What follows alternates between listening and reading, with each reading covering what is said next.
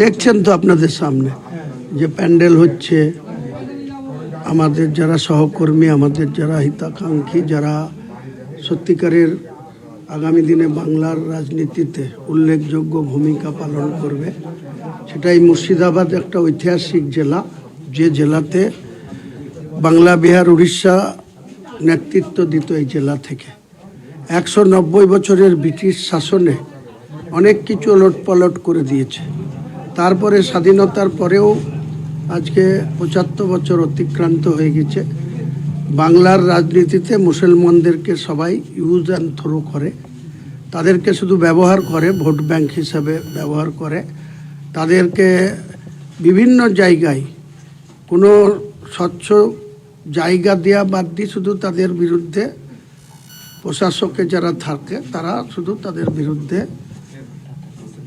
উল্টোপাল্টা ডিসিশন, মিথ্যা মামলা দেওয়া।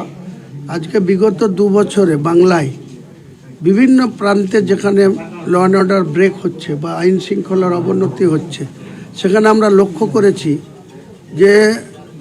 যে মারামারি ঝামেলা যেগুলো হচ্ছে, মরছে কে মুসলমান, মারছে কে মুসলমান, কেস খাচ্ছে কে মুসলমান। মুসলমান তো বিশ্বের এতগুলি দেশে বিলং করে। ভারতবর্ষে 40 কোটির উপর মুসলমানের বসবাস।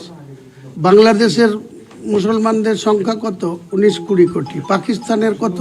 25 কোটি। সেই দিক দিয়ে ভারতবর্ষের মুসলমানদের সংখ্যা 40 কোটিরও বেশি।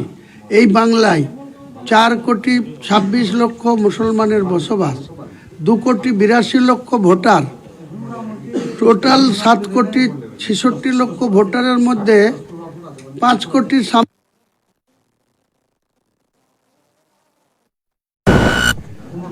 সেই ভোটের উপরে নির্ভর করে যারা মেজরিটি পায় তারা সরকার চালায়।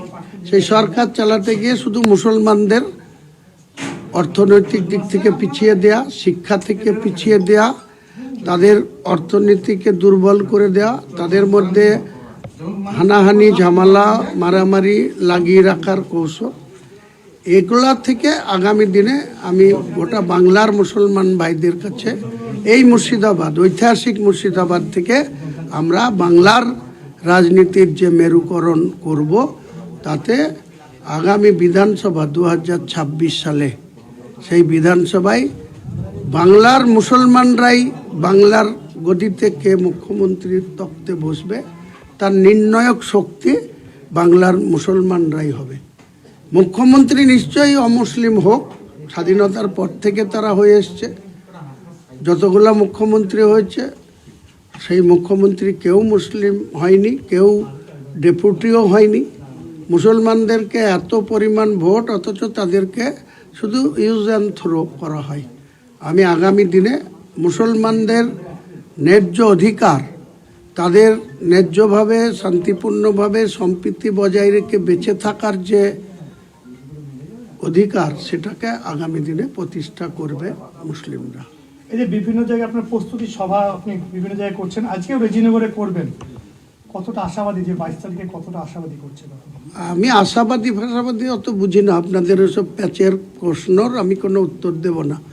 আপনি আজকেও রেজিনগরে 3টের সময় আসবেন, দেখে নেবেন।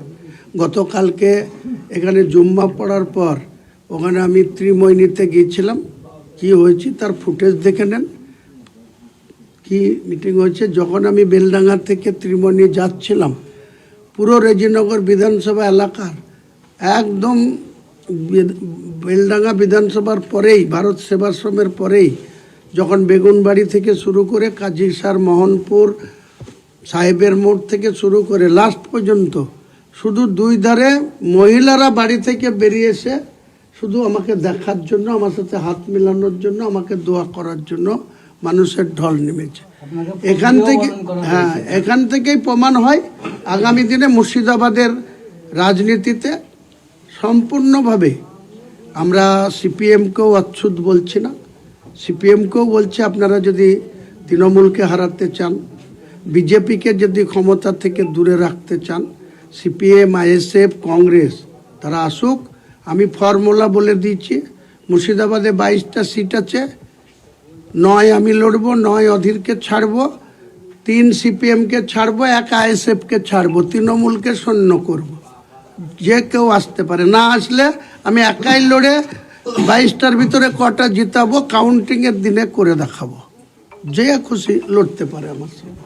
শুধু মুর্শিদাবাদে বা বাকি অন্যান্য রাজ্যের অন্যান্য জেলা থেকে কতটা মানুষ 294টা সিট আছে, আমি 135টা সিটে প্রার্থী দেবো। বাকি সিটরা আমার সহযোগীরা দেখ না, তাতে যদি সিট অল্টার করতে হয় কোনো সিট, আমি যেটা করে দেবো বলছি, কেউ যদি ডিমান্ড করে 10টা তাকে ছাড়বো, তাদের 10টা নেব। ওইসব তো আর আপনাকে বলার কথা না, আপনার জানারও কথা না। আমার অন্দরে কি আছে, আমি আমার দলীয় কি পলিসি হবে সেটা আপনাকে কেন অপিল করব? কি হবে শুধু দেখতে পাবেন। আগামী দিনে যে সরকারটা আছে এটা নিশ্চিতভাবে পরাস্ত হবে। আর যে বিজেপি গত 2021-এ বলেছিল ইসকে বার 200 পার, 77-তে গিয়ে আটকে গিয়েছিল, এবার বড় জোর 100-তে গিয়ে আটকাবে। 2024-এ 12টা লোকসভা পেয়েছে, কিন্তু 91টা বিধানসভা আগেই ছিল। ওই 91টা 9টা বেড়ে 100-তে যেতে পারে। আর যারা 213 ছিল তারাও 100-র নিচে নেমে যাবে, দেখে নেবেন।